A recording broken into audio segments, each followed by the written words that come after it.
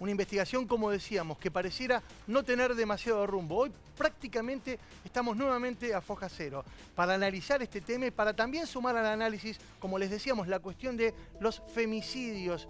El asesinato de Lola, sea quien fuere el criminal, el que la mató, fue un femicidio. Particularmente lo que pasa en Uruguay, hemos convocado a diferentes especialistas y analistas.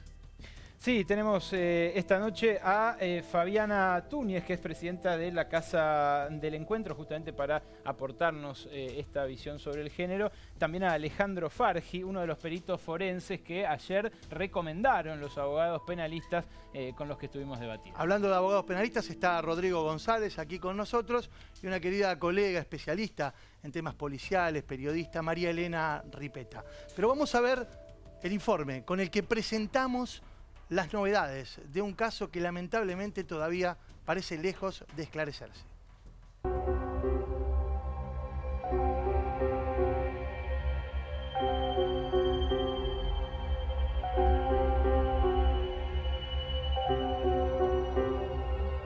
Acaba de ocurrir un hecho policial muy importante. Se realizó un procedimiento dentro de la ciudad de Castillos realmente espectacular, con lo cual se pudo dar con dos personas que fueron traídas a este lugar, entraron justamente acá detrás nuestro por este portón, fueron introducidas, en este momento están ya prestando declaración ante la policía porque se presume que, que son personas que están relacionadas a este hecho. Son dos personas que están siendo indagadas por la justicia uruguaya, que hay una orden de detención de la justicia, y no son actuaciones policiales. En los últimos días la policía venía haciendo muchas indagatorias, llegó a citar a 15 personas en Castillos, y esos indagatorios a 15 personas, como lo hemos publicado nosotros en el país, y quedó en nada, y al mismo tiempo seguían otra tercera línea de investigación, y bueno, parece que le dio sus frutos. Ahora, ¿qué papel cumple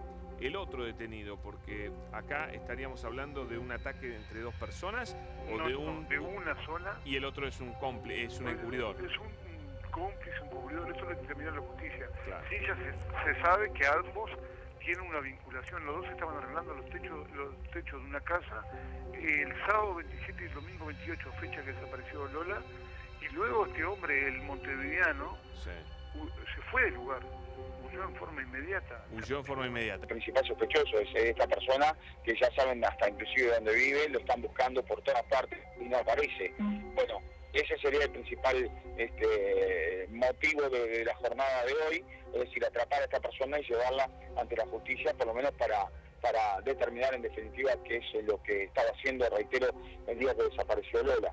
¿Y el fugitivo sí responde a las características del hombre del identikit? Sí, señor. Es exacto. Es exacto.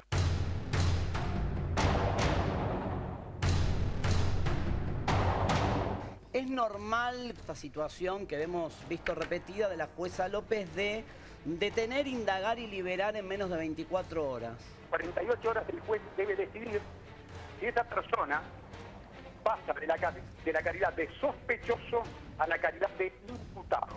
Es un plazo muy breve. Tusinkevich quedó completamente limpio está Hernán Tusinkevich, porque todos los últimos testimonios, lo contaba Eduardo, hablan de que ella sale sola, de que está viva cuando sale sola y que no la acompaña nadie de la familia. Listo, punto, se acabó toda esta historia, todo este disparate de comprometer a una persona que no tenía nada que ver, sin nada.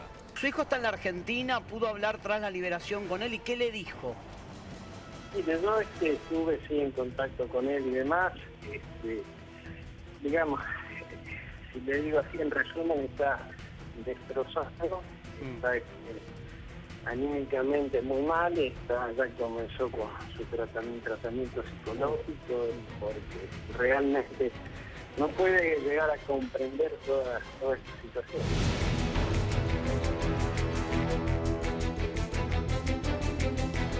Desde hace varios días ya, digamos, el eje ha cambiado, ha variado, digamos, ¿no? En cuanto a la dirección se refiere, y se está apuntando a alguien de adentro digo, de la zona, a instancia, o aún a instancias de la Municipalidad de Rocha, que ha emitido un comunicado en las últimas horas, apelándose por el hecho y demás, pero que es como que, a ver, desean ellos que el autor material no sea del ambiente de Rocha o del ambiente uruguayo.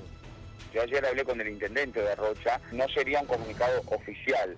Ha sido entendido así por parte de muchos periodistas argentinos, pero reitero, aquí la palabra oficial es la del intendente y no la del secretario de Comunicación. En forma interna, por supuesto, el secretario de Comunicación tendrá que dar sus explicaciones. Yo creo que los investigadores acá no están dejando nada librado al azar, que están buscando todas las pistas, todas las posibilidades, llega mucha información constantemente.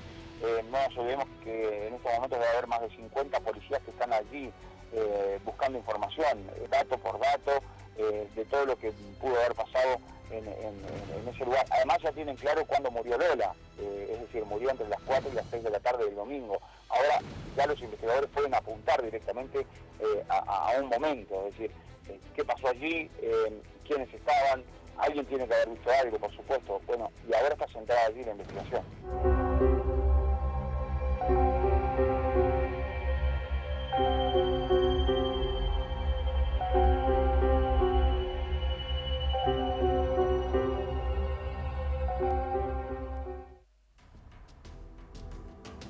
Ayer varios de nuestros invitados señalaban que la presencia de un buen perito forense hubiese permitido determinar, pocas horas después de hallado del cadáver de Lola Lona Chomnales, elementos que tal vez hubiesen encaminado mucho mejor la investigación. Está con nosotros Alejandro Fargi, que justamente es perito forense, muy destacado, muy reputado, por cierto, y le queremos preguntar cuál es su mirada respecto de este proceso investigativo y de la tarea que mencionamos pudo haber faltado. Yo no sé cómo trabaja, digamos, el cuerpo forense uruguayo, ¿no? Lo que sí que hubo un problema real y objetivo, que es la descomposición del cuerpo por el excesivo calor, que funcionó como una especie de horno, digamos, ¿no? Quiere decir que, a ver, mucho material genético se debe haber perdido. Sí, casi seguro que sí. O sea que la escena del crimen está diluida prácticamente. ¿Esto puede haber sido hecho ex profeso? No, no. Yo pienso, esa es una opinión personal mía, una conjetura. Yo pienso que este crimen tuvo una motivación sexual, fue muy burdo, hecho por un personaje muy primitivo, de escasos recursos. No hay golpes muy fuertes. No hay un cuchillo, digamos, como de categoría. Parece haber sido por un punzón, un destornillador. Y hecho desde atrás. De tal manera que Lola fue empujada y, estando viva, tragó arena y se asfixió. ¿Qué habrá pasado en ese momento?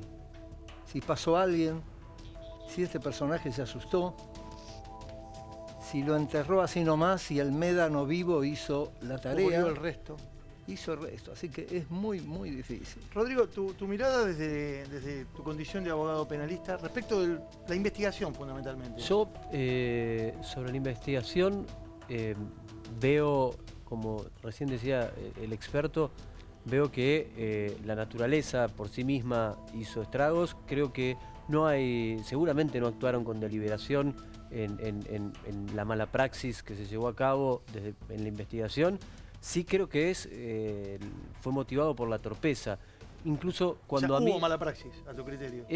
Incluso judicial. Porque cuando a mí me decían o veían las noticias que habían detenido al marido de la madrina, es decir, yo compartía, desde la experiencia de mi profesión, compartía lo que decía recién el perito.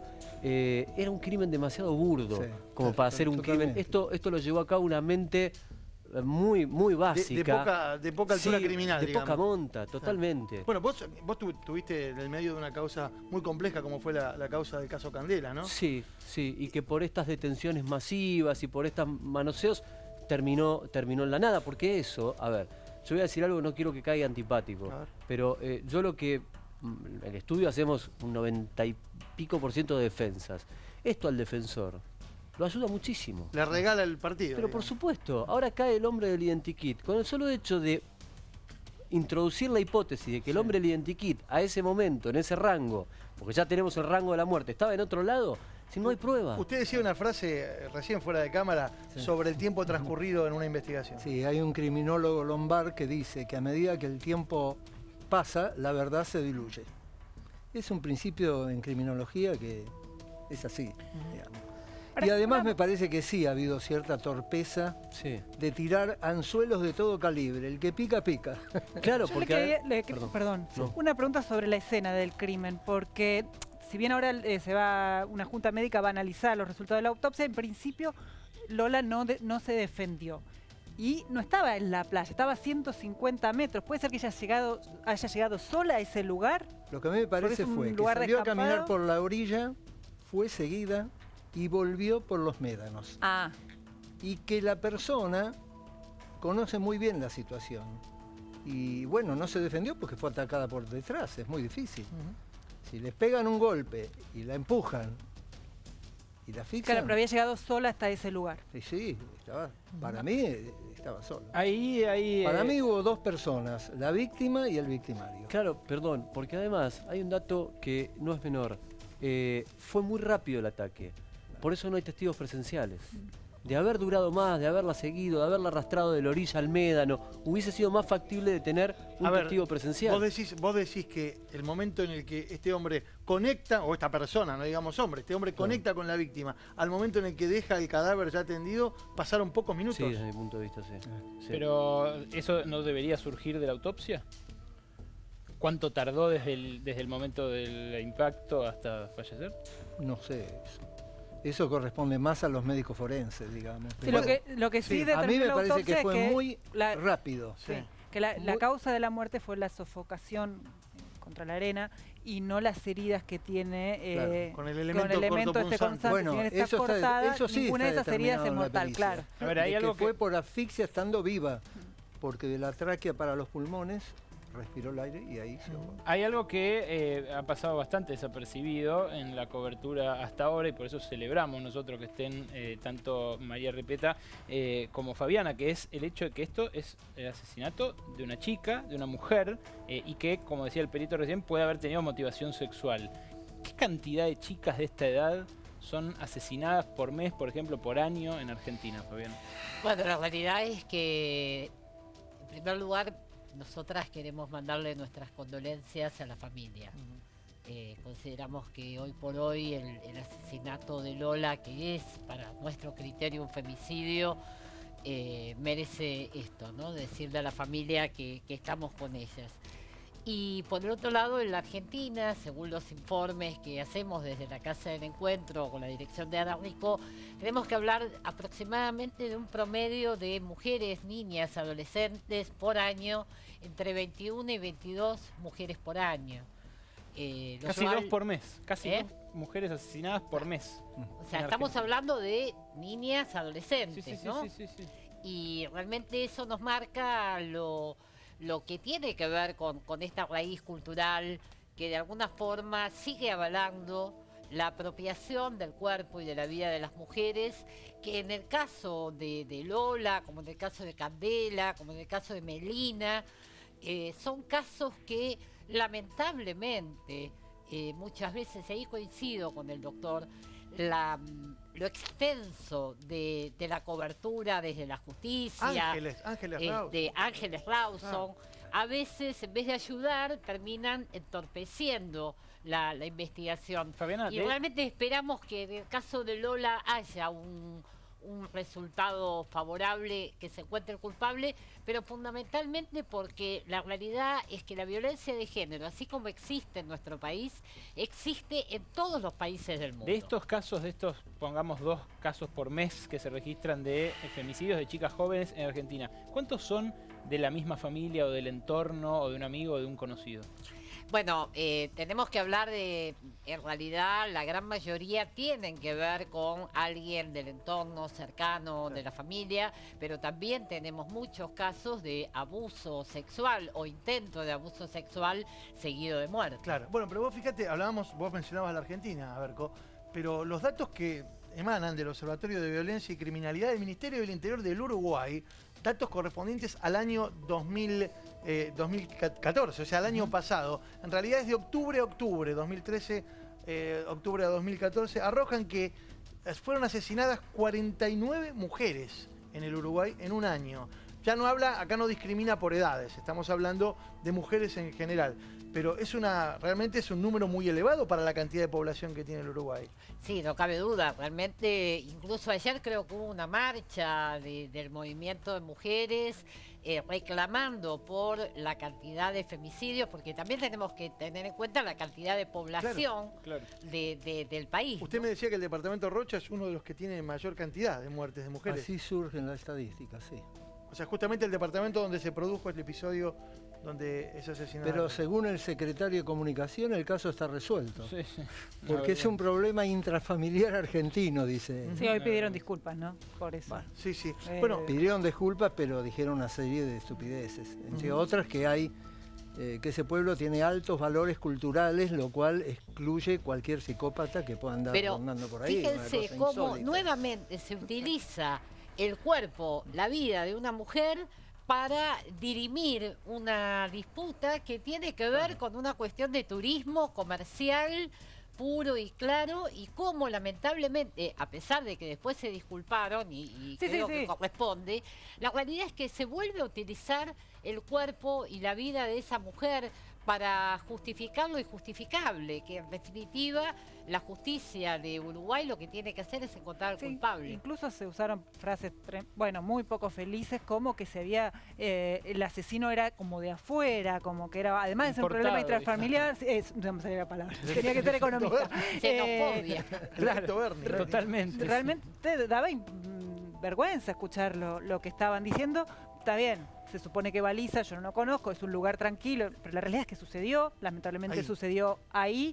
En principio la autopsia da, por suerte, que Lola no fue víctima de una violación. Hay que determinar que puede haber sido de un intento. ¿Cuál fue el móvil? Esto también es un crimen complicado, porque no está claro cuál el móvil, no hay testigos. Aparentemente no hay material genético con que cotejar nada, y yo, Fabiana, soy menos optimista en que se encuentre el culpable. ¿A usted, Jorge, qué le hace pensar que esto había tenido una motivación sexual, por más precaria que haya sido? A ver, si hubiera sido un robo es muy fácil porque el bolso desapareció. Sí. Un bolso que no había nada muy costoso, ¿no? No hay absolutamente nadie. Fue por atrás, con un elemento punzante. ¿Qué pasó en ese minuto? No sabemos, pero para mí hubo un intento. Pero independientemente de que se haya intentado un ataque sexual o no, la realidad es que el homicidio se lleva a cabo valiéndose de la condición de mujer, independientemente del ataque o no sexual. A ver, explícalo un poquito más. Claro, porque uno muchas veces el femicidio lo vincula directamente con ataques sexuales. Y no, acá el femicidio lo que es matar valiéndose de la condición de mujer de la víctima. Es decir, un hombre cuya fuerza, estructura se vale de esa condición de mujer y de diferentes posibilidades de defensa que tiene la mujer por su condición como tal. Eso es un femicidio. Entonces estás hablando de una nena de 15 años. Claro, ¿no? Sí, entonces acá estamos en sin presencia de un femicidio. Defensa porque fue por la espalda. Claro, independientemente de que haya... Lo que pasa es que lo que tiene Uruguay son varias cuestiones. Recién hablaban sobre el crimen de Ángeles, lo mencionaron. Diferencia entre la fiscal que llevó a cabo y el juez que llevaron a cabo la investigación del crimen de Ángeles y la fiscal y Paula la jueza Azaro, que llevan a cabo esta investigación. Azaro y el juez que llevó a cabo el crimen de Ángeles detuvieron a una persona. Investigaron para detener. A ver, explícame un poco esto, porque ayer quedaba un poco la duda en torno a esta cuestión. En Uruguay, cuando detienen a alguien, ¿es el mismo estatus del detenido que tiene para la justicia argentina? Sí, lo único que tienen es menos tiempo para... Decía ayer Pierre y decía eso. Claro. 10 días contra 48 horas. Pero es lo mismo que una indagatoria acá, que hay que presentar todas las pruebas que hay contra esa persona, porque en estos casos a los detenidos habían poca y nula prueba. Totalmente, pero acá el tema es una cuestión. A ver, estar detenido en un proceso, y en un proceso de estas características, habría que tomarlo con mucha más delicadeza, porque a la gente también, a los inocentes también le arruinan la vida, Digamos, pero vos fíjate, sí, porque acá la indagatoria es un acto de la defensa en realidad. Claro, pero en este tipo de homicidios con tanta mediaticidad, Es decir, los marca de por vida. Al hombre, al cocinero. Claro, el cocinero. Bueno, pero espera, vos fíjate, vos mencionaste el caso Ángeles. Después vamos a mencionar porque hay un gran libro del cual María Elena es coautora, que habla sobre los femicidios cometidos en perjuicio de chicas adolescentes en los últimos años en la Argentina. Pero en el caso de Ángeles, hay un dato que es interesantísimo, que cuando lo comparás, lo ves y decís, ¿cómo jugó los medios en la incriminación de, en aquel momento, el padrastro, ¿no? ¿Se acuerdan? Sí. Creo que era Opatowski. Exacto. Sí. Yo me encuentro hoy todavía con gente que me dice, pero para mí fue el padrastro. Sí. O sea, vos fíjate cómo Para los la medios... fiscal al principio también había sido él, ¿no? Pero nunca después- llegaron ni a detenerlo, Sí, claro. ni a indagarlo como Totalmente. tal, ¿no? Es Digo- más, ni siquiera lo escuchó como testigo. Lo mantuvo. Claro, porque era sospechoso. Exactamente. El Actuó rol de con los un- medios y cómo presionan o cómo juegan. Yo creo que hay un equilibrio, ¿no? Entre el rol de los medios, que obviamente el rol de los medios es informar, es visibilizar las causas que muchas veces gracias a los medios tienen movilización, y otra cosa es el escarnio, digamos, ¿no? El llegar a instancias donde lamentablemente cualquier persona que termina pasando por ese juzgado termina siendo señalado nada más que por el hecho de que cayó bien o cayó mal al público. El No linchamiento, somos, claro, el no linchamiento somos mediático. nosotros público quienes tenemos que El definir. equilibrio es muy difícil. Ahora, y recogiendo el guante que dejaron desde Uruguay, ¿qué hubiera pasado si Lola era uruguaya? Ajá. ¿Hubiese tenido esta investigación, la fuerza que tiene la investigación? Si estamos diciendo que con una población mucho menor a la Argentina es el doble de femicidios que se cometen por año, no tienen una reforma legislativa apropiada para este tiempo para ir en contra de este tipo de delitos. Ante ese escenario, si Lola hubiera sido uruguaya, era un número más de estas personas. Se convirtió en una cuestión de Estado. Totalmente. Un Una tema, cuestión de técnica criminológica y de análisis criminológico, doctor Farqui, que me parece importante. En realidad son dos. Uno, ayer decían, cualquier perito forense podría haber determinado con rapidez, por ejemplo, por el corte en el cuello, si la persona que le agredió era zurdo o era diestro. Algo que generalmente suele pasar rápidamente y te permite descartar, ¿no? Con velocidad. Y el otro es el tema de la data de muerte. ¿Sí? ¿Puede ser que haya tanta demora en determinar si son 48 o 72 horas? Depende de la calidad del cuerpo médico forense y de los elementos que tenga. Acá en Argentina también hubo muchas causas, hasta que incluso que llegaron a juicio discutiendo la data de muerte. Sin ir más lejos, el caso donde Lucila Friend fue absuelta, la chica que estaba acusada de matar a su amiga de Florida, y la data de muerte era fundamental, era la pieza troncal de la acusación, y se discutió en el juicio, ni siquiera en la etapa de instrucción. Ese crimen quedó impune. Ella quedó absuelta, el crimen Quedó está impune. absuelta. Claro. ¿Qué otros casos has recorrido vos, Ripeta, en el libro? No, a mí en el libro puntualmente me tocó el de Lucila Giacconi. La idea del libro es hablar de las mujeres jóvenes, como estamos hablando ahora, víctimas de la violencia, y uno remontándose al tiempo tiene que hablar de María Soledad Morales, que parece que fue la primera víctima y lamentablemente no la única, y con vinculaciones con el poder. El libro, bueno, si toma los casos trascendentes que llegaron a los medios, pero como dice Fabiana, hay otro montón que no llegaron. Bueno, es el de Acle Rawson, de Candela, bueno, Lucila, Marianela Rago, que también está sin definirse, Natalia Melba, Paulina Levos y ¿Qué Solange. ¿Qué hace que un caso tenga ese toque que lo lleva a los medios y lo transforma en una causa nacional? Porque como dice María, ¿no? Hay un montón de chicas y de mujeres que son asesinadas y que a lo mejor pasan desapercibidos para el conjunto de los medios. ¿Qué hay? ¿Un morbo? ¿Hay un componente que es una chica joven? ¿Cuál es? Yo creo que tiene que ver un factor cultural muy grande, que tiene que ver con esta concepción que todavía tenemos de esa mujer, de esa niña como un objeto, como una cosa, y que justamente lo que reproduce es esta cultura. Y vos fíjate que los casos que ella está mencionando del libro, salvo uno, todos los demás están casi impunes, o sea... Sí, además hablan de muchísima violencia, son todos casos con mucha violencia y con mucha hazaña contra siempre contra cualquier víctima es una barbaridad, Sí. ¿no? Pero hablando de Una chicas mujer joven. muy jóvenes, y cuando hacíamos el libro entre todos, la coincidencia era esta, ¿no? Una sociedad violenta en distintos sentidos, en algunos casos relacionados con el poder político, otros con el poder policial, otros como el que a mí me tocó escribir, el de Lucila Giacconi, que fue un Misterio, ¿no? Sí, un degenerado que con la que se cruzó ella, como se podría haber cruzado cualquier otra. Es estar en ese momento que tu vida cambia. Y sí, ese caso quedó impune y nunca fue encontrado. Sí me parece que hace 2 años, más o menos, 3 años, y no sé si vos coincidís con eso, yo no sé si es que están más en los medios, pero a mí me llama mucho la atención la cantidad de crímenes a chicas muy chicas, y con muchísima violencia. Y yo cada vez que hay un crimen, yo te llamo y te hago la misma pregunta. ¿Qué pasa? Que hay tanta violencia contra... ¿Qué nos pasa como sociedad? Que hay tanta violencia contra las adolescentes. Bueno, lamentablemente al estar instalada la violencia de género en general como una salida, lamentablemente, que vemos cotidianamente y que lo vemos a lo largo y a lo ancho de nuestro país, ¿qué es lo que pasa cuando algún caso se mediatiza? Se mediatiza por diferentes factores. Por la edad, porque puede ser mi hija, puede ser tu hija, porque pertenece a un determinado sector social. Bueno, el caso de Ángeles tuvo ese componente. Exacto. ¿No? Había sido acá, Palermo. ¿viste? Exacto. Bueno, pero el caso Melina Romero fue distinto, porque pertenece a otro sector social y la víctima fue cuestionada. Que por qué ella estaba yendo a bailar con 17 años. Secundario, que por poco que se lo merecía, se llegó a decir. Igual en todos los que casos. se lo había buscado, por lo menos.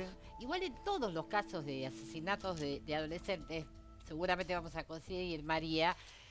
La realidad es que lo que se hace desde los medios de comunicación es investigar la vida de la víctima. Pero eso, perdóname, no por contradecirte, pero doctor o vos mismo, ¿no es patrimonio casi excluyente de cualquier investigación criminal? ¿No se investiga primero a la víctima y su entorno?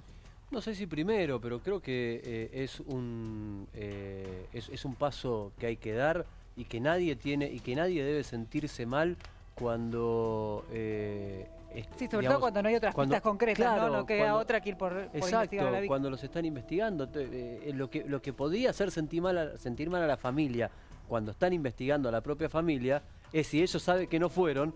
La desesperación es que la justicia está tomando un rumbo equivocado. Pero yo me refiero a los medios, no a la justicia y no a la pericia, bueno, obviamente. Pero los medios es sistemático y la sociedad misma responde analizando la conducta de esa adolescente a través de las fotos de Facebook, a través de todo lo que se va subiendo y transmitiendo, mostrando a esa adolescente sexualizada, exacerbada. Y la realidad es que una adolescente es una niña y actúa como tal y va a tener reacciones que tienen que ver como la hija de cualquiera de nosotros. Sí, tal vez lo que cambió ahora es que está todo documentado y todo en internet y todo disponible. Sí, claro. Pero esos mismos gestos los hizo siempre un adolescente. Pero en la justicia, cuando uno ve que hay tanta demanda por parte de los expertos argentinos, penalistas, respecto de cómo está actuando la justicia uruguaya, ¿no hay un mecanismo a través del cual se pueda establecer colaboración, por ejemplo? La justicia argentina. Bernie creo que algo ofreció, pero no sé si... Claro, en realidad... Lo tienen que pedir ellos. En realidad uno como país puede ofrecer, ellos pueden... Incluso nosotros hemos tenido causas en nuestro país en donde se ha pedido la colaboración de expertos de otros países. Por supuesto no a agentes judiciales, pero sí expertos de otros países. Supongamos que del FBI estuvieron trabajando en varios crímenes. Exactamente. Supongamos que tienes un componente intrafamiliar y que hay que investigar al marido de la madrina o lo que sea. Sí. Tendrían que venir a su domicilio acá. Entonces no tendría que haber una colaboración ya que alguien lo haya interjurisdiccional. No podrían. ¿No podrían? Para investigar sí. Judicialmente no.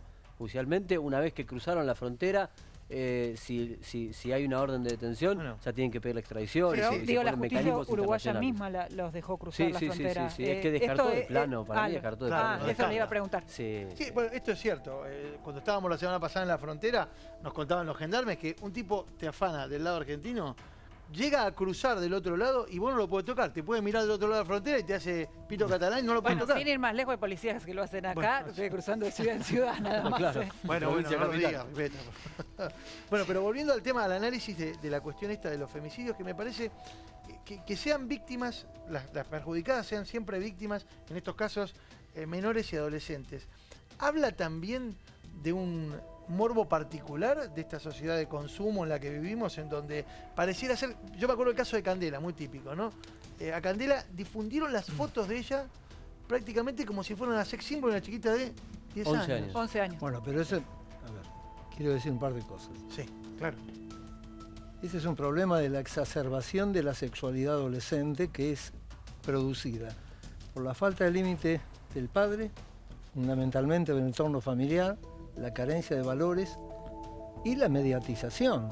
Fabiana sé que no con la cabeza, ¿por qué? Bueno, yo pienso que Yo sí. creo que, a ver, coincido No, con pasa una que- parte de lo que usted dice. El tema es que lamentablemente es una cultura en la que estamos varones y mujeres. Y la realidad es que la exacerbación en los medios de comunicación de la sexualidad de las mujeres en general, tomándolas como un objeto que se muestra, es algo que tiene que ver con lo cultural y no es digamos, exclusiva responsabilidad de papá y de mamá. La realidad es que cuando se está mostrando una foto de un adolescente en una determinada pose, ese adolescente lo que está haciendo es copiando algo que vio en los medios de comunicación y que la muestra como exitosa. Que uno cuando está en contacto con algunas adolescentes, estas fotos son comunes entre ellos en el Facebook, uno podrá pensar si está bien o si está mal, pero claro, sacadas de contexto y mostradas, parece que hubiera una realidad que no hay. Son todos los adolescentes que juegan o no sé, o se divierten con esta cosa ahora de sacar fotos todo el sus tiempo. selfies o fotos en el espejo. Pero me parece que eso no puede significar nada. Claro, lo que Pero yo sí quiero hay decir desigual- es, a ver, la cuestión cultural pesa mucho, es cierto, pero también lo que pesa y lo que se ha visto es que la falta de límite que los padres ponen es evidente. Digamos, ¿por qué? Porque los padres, la mayoría de los padres actualmente tienden a ser adolescentes eternos, digamos, y se hacen amigos de sus hijos, y los padres no tienen que ser amigos de sus hijos. Se habla de autoridad y marcar De límites. autoridad, de la función paterna, de la prohibición, de todo lo que en la clínica está estudiado y está analizado. Sí, hasta pero el también hartazgo. podemos hablar de casos, por ejemplo, el de Lola, ¿no? Si realmente se descarta que no tiene nada que ver la familia.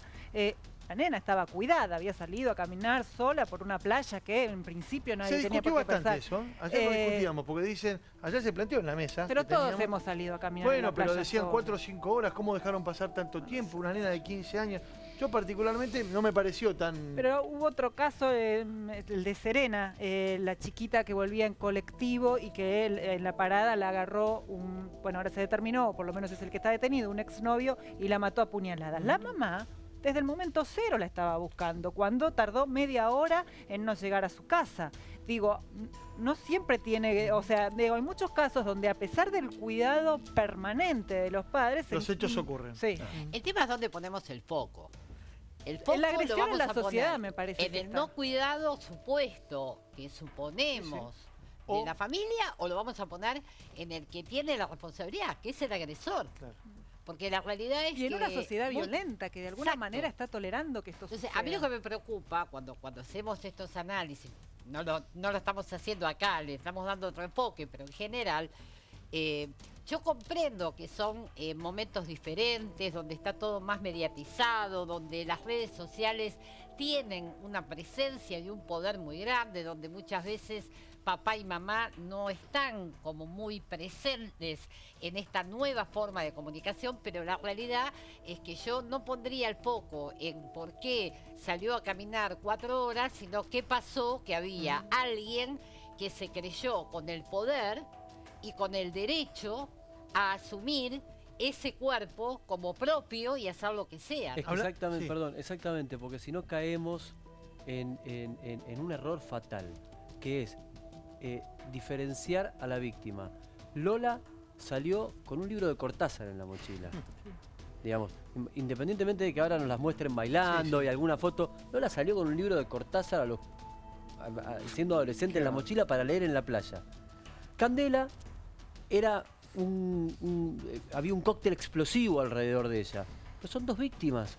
Son Totalmente. 2 chicas, son 2 menores. No hay que perder esa perspectiva exacto, nunca. Exacto, son 2 menores que fueron atacadas y asesinadas aprovechándose de su condición de adolescentes. Déjame aprovechar que tenemos la experiencia del doctor Fargi aquí respecto de un tema que creo que es su especialidad, ¿no? Por supuesto.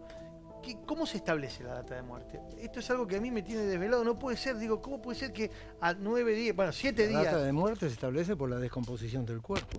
Pero eso, digamos, ¿existe posibilidad que siga demorándose una determinación? No digo exacta, porque nunca es exacta, pero 24 horas de diferencia es un tiempo en el que pueden haber pasado un montón de cosas.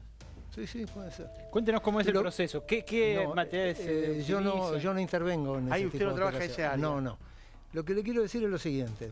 Digamos, desde el punto de vista sociológico, se habrá dado cuenta que lo que se llama en la clínica las personalidades de acción, los psicópatas, cada vez son más.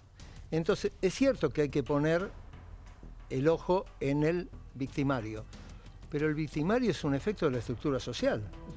Ese es el problema.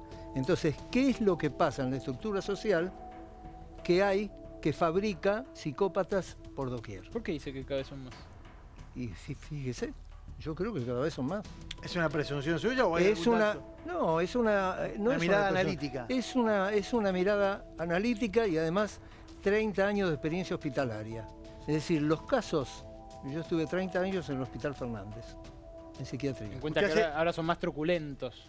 Los casos ya no son de libros fáciles, son todas patologías de acción mezcladas con cuestiones sociales, Usted hace con perfiles. adicciones. Claro, esto quiere decir que hay un deterioro, digamos, que lleva a que la gente actúe más y reflexione menos. ¿Vos, Rodrigo, Esos encontrás lo mismo? ¿El mismo deterioro? Desde el lugar que te compete a vos. Sí, realmente recién contaba ella y nos recordaba el caso de María Soledad, ¿no? Ajá. De cómo nos generó a todos, tengamos la edad que tuviésemos en ese momento, lo que nos generó esa noticia. Nos generó otra indignación porque era el poder también. Sí, la bueno. impunidad del poder. Pero Sí. fue como el primer caso de una chica Claro. tan joven asesinada de esa manera. Exacto, tan y brutal, hoy lo vemos a diario. Y esto es Bueno, eso es lo innegable. que digo. Hoy lo vemos, sí, claro, hoy lo vemos todos los días. Todos y los cada días vez hay un más. crimen. Por eso... Sí, yo siempre me hago la pregunta y se la hago a Fabiana, si es que hay cada vez más o que hoy los visibilizamos más. Yo creo que es de los dos, porque sin una no puede existir la otra. Es verdad, los medios de comunicación masivizaron mucho el acceso a la información. El Es policial, cierto. la noticia policial La cobra noticia- terreno, ¿no? Permanentemente. Sí, arrasa, es cierto. Pero la realidad es que los casos están. Y la realidad es que los índices aumentan cada día más. Tener los números que acaba de arrojar, que se acaban de arrojar en este programa, en Uruguay, con la población, con el número poblacional que tiene, y que no tengan una reforma legislativa que prevea esta cuestión para tratar de frenar este tipo de delitos, es indignante. Digo que estas patologías de acción, sumadas al incremento brutal de las adicciones, sobre todo el alcoholismo, tiene mucho que ver con el femicidio. Porque hay un nexo, digamos... A mí me gustaría agregar algo a lo que estábamos hablando, que tiene que ver con que la raíz de la violencia de género tiene que ver con considerar que hay alguien que tiene más poder que otro alguien y que un varón, en este caso un varón agresor, no estamos hablando de todos los varones, por supuesto, el varón agresor tiene derecho sobre esa persona, sobre esa mujer. En realidad, si bien puede haber algunos casos donde podamos hablar de enfermedades psiquiátricas, la realidad es que el varón agresor considera que esa mujer le pertenece y eso está relacionado con la cultura. Y la realidad es que cuando hablamos de violencia de género es muy común y se da habitualmente de hablar de que están todos locos. Y si estuvieran locos, en realidad serían violentos con todo el mundo. En cambio, el varón agresor, en el contexto de violencia de género, elige y dirige la violencia hacia una mujer. No es que es violento en general. Por eso, para nosotras, desde nuestra óptica, humildemente, desde nuestra experiencia, nosotras planteamos que obviamente que hay algunos que tienen enfermedades y padecen algunas enfermedades psiquiátricas, pero que en la gran mayoría de los casos, estamos hablando de que el 70% de los femicidios en nuestro país, que es un femicidio cada 30 horas, se da fundamentalmente en relaciones de parejas y exparejas. Claro, pero yo creo que estamos cayendo en una cuestión casi dialéctica, por decirlo de alguna manera. Una cosa es hablar de inimputabilidad. Está loco como para no comprender lo que hace. Digo, que van a tener una base de perversión. La persona que... Yo me puedo pelear con una mujer o con un hombre. Y nunca, nunca levantarle la mano a una mujer. Pero porque vos no sos violento. Y claro, pero por eso... En violencia de género. Por eso, sí, pero también hay padres que golpean a sus hijos, hay padres que los dejan sangrando en el piso a sus hijos, hay padres que abusan de sus hijos sexualmente. Digo, entonces hay una base morbosa en la violencia de género, y creo que hay que tener, digamos, una patología como para poder romper ese límite. Lo que se llama en psiquiatría un trastorno de la personalidad. Hay muchos enfermos, entonces. Sí, lamentablemente. Yo no estoy con la posición de... Para nosotras la violencia de género no es una enfermedad, es una cuestión cultural que justamente se soluciona si cambiamos los parámetros en los cuales nos educamos varones y mujeres en igualdad y en equidad.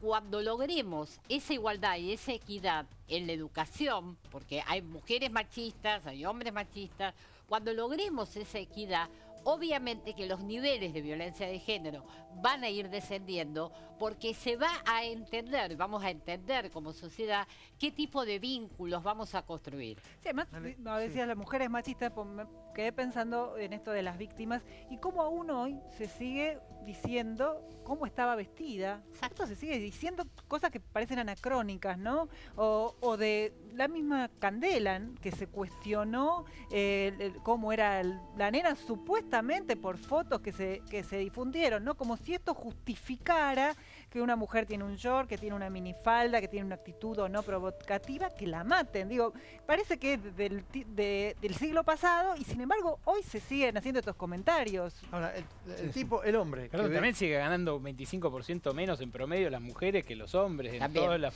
puestos. Cuando se habla de que hay avance, yo no sé dónde se ve. Es que la desigualdad existe, digo, es innegable. Lo único que me parece interesante en el debate es esto de que desde la óptica, desde lo que me da mi trabajo, el hecho de tener que romper el límite y no poder motivarse en la norma, en la prohibición, digamos, tiene que tener un perfil, perfil determinada esa el tipo que ve una chiquita, se lo pregunto a usted, Alejandro, que usted ha trabajado mucho estas cuestiones. El hombre que ve una jovencita, adolescente, vestida más o menos ligera de ropa, y tiene el impulso de ir a violarla, algo le pasa a ese tipo. O sea, yo en eso estoy más alineado con la idea suya de... Indudablemente tiene algo que le está fallando. A ver, yo puedo ver un adolescente y me puedo excitar en la fantasía. Y eso se agota en la fantasía. Por lo tanto, tengo la ley, la norma internalizada. Un psicópata que no tiene el mecanismo de reflexión ve eso y dice, es mi objeto sexual. Yo a esta chica la voy a hacer mía. Entonces, es el trastorno el que lleva al femicidio. Está bien, la cuestión cultural yo la tengo en cuenta, pero no es la única variable. Eso es lo que yo digo. No, pero incluso usted lo dijo,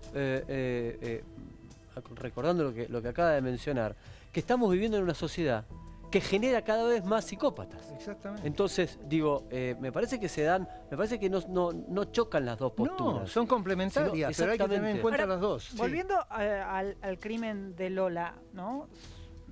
Supongamos... Digo, que es un crimen también como muy complejo de investigar. No sé si va a poder ayudar a reconstruir esto del perfil criminal y las autopsias psicológicas que quiere hacer. Porque digo, es como investigar a las maneras de antes, digo. Va a ser muy difícil el entrecruzamiento de llamada porque no había señal. No se cuenta con cámara de seguridad. Aparentemente no hay testigos, aparentemente no hay material genético. ¿Cómo se resuelve? Pero con eso no se va a descubrir el criminal. Con la autopsia psicológica. No, ya sé que no, pero digo... hacer un perfil, nada más. ¿Y qué hacemos con el perfil? Lo único que tienen hoy es un identikit, digamos, nada más. Es lo único que tienen. Sí, es con nada. La confiabilidad de la investigación es bastante... Por eso mi pregunta es de datos de un detenido que no se sabe si tiene que ver. No, pero además es nada. Para el defensor que asiste... Estás pidiendo y la autopsia psicológica, que yo nunca entendí exactamente para qué servía y si en alguna causa sirvió. ¿Puede aportar algo en una causa en la que prácticamente no hay de dónde agarrarse? No, mi criterio salvo que acá alguien se quiebre, no sé. Lo que puede aportar es, si los estudios periciales muestran rastros genéticos y el imputado X digamos, porque hay muchos. Acá se tiró la red y lo que pescamos, pescamos, ¿no? Como tirar la media red. Bueno, vamos a suponer este albañil, que coincide, según mi conjetura, con un mecanismo primitivo, etcétera, etcétera. Una buena indagatoria y después hacer un estudio psicodiagnóstico. Es decir, entrevistas clínicas, los test que corresponden. Al detenido. Al detenido. Claro, esto es lo contrario a lo que ayer Claro. recomendaba el ex policía. Claro, ayer un ex comisario de la Federal acá... Hablaba de apretarlo prácticamente. Parece que lo más Bueno, eso efectivo no. no sería eso, ¿no? Eso ya supuestamente... Pero tampoco miremos para otro lado y digamos, ay, ¿que eso dónde pasa? Acá No, pasa. Bueno, acá cuántos bifes está le han bien, pegado sí, a pero no es lo un legal, o sea, comisaría. no son... Pero no, al son contrario, no cuestiones- conduce a nada. Porque, bueno, en el caso no conduce Candela, a nada en el porque ca- después, no, pero no conduce a nada porque después viene el defensor y dice, digo, hay nulidades la después. nulidad, Sí. claro, digo, hay un montón de herramientas. No, pero legales. digo, a ver, La verdad, el cualquier interrogatorio, precio no- marcar las contradicciones. Y generalmente el tipo que miente agranda mucho la cuestión y repite siempre lo mismo.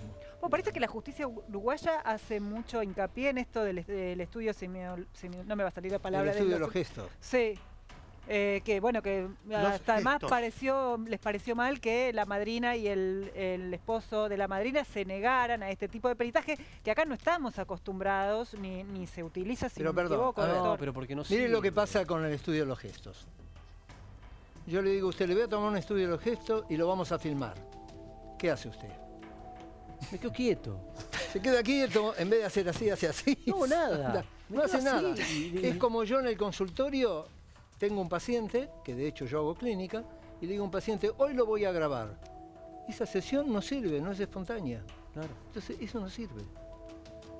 Muy interesante, realmente cuando decimos de abordarlo desde diferentes ópticas, este era un poco el planteo de esta parte del programa. Sí. Hablar del crimen de Lola, pero desde una perspectiva que nos permita entender que el análisis no solo se circunscribe desde nosotros, ¿no? Como periodistas, desde un medio de comunicación, a algo que hoy hasta carece la justicia, que son datos objetivos para avanzar en la clarificación de la investigación, sino también para entender el contexto. Y llevarnos algo, además, ustedes lo escucharon, el dato es escalofriante, 49 muertas por año el año pasado, simplemente el año pasado en Uruguay, mujeres, y en Argentina 2 muertas adolescentes o jóvenes por mes. Violencia de género en números, es algo que me parece mucho más rico. Mira, ahí están los números que mencionábamos. Que la pura especulación. 7 de cada 10 mujeres denunciaron haber vivido, estamos hablando del Uruguay, ¿eh? 7 de cada 10 denunciaron haber vivido algún tipo de violencia de género, ya sea sexual, física o psicológica. Y el dato que decíamos recién, cada 15 días una mujer es asesinada. Una adolescente, ¿no? No, en este caso es una mujer en Uruguay. Ah, en Uruguay, En discúlpame. Uruguay cada 15 días la mujer es asesinada en la República ellos no lo Oriental tienen del Uruguay. separado. No, en esta estadística no. El 2 de noviembre hubo un caso, el de Yamila Rodríguez, una jovencita de 15 años, que apareció descuartizada, mutilada, decapitada. El responsable había sido su cuñado. Finalmente se estableció la investigación criminal. Fue el último femicidio registrado con terrible caso de violencia y vinculado a un hecho intrafamiliar. Por día en Uruguay hay 70 denuncias vinculadas a la violencia de género.